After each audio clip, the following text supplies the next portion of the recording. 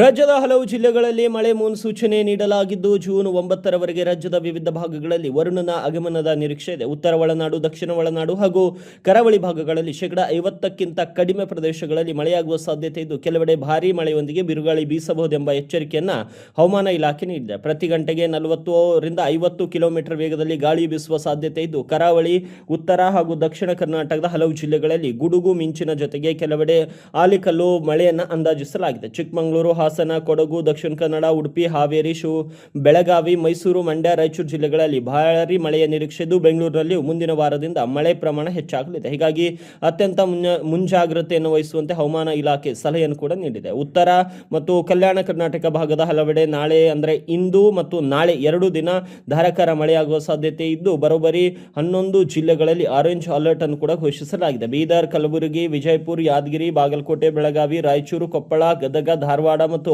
ಹಾವೇರಿಯಲ್ಲಿ ಭಾರೀ ಮಳೆ ನಿರೀಕ್ಷಿಸಲಾಗಿದೆ. ಉಳಿದಂತೆ ರಾಜ್ಯದ ಬಹುತೇಕ ಭಾಗಗಳಲ್ಲಿ ಸಣ್ಣ ಪ್ರಮಾಣದ ಮಳೆಯಾಗುವ ಸಾಧ್ಯತೆ ಇದೆ ಎಂದು ಹವಾಮಾನ ಇಲಾಖೆ ತಿಳಿಸಿದೆ.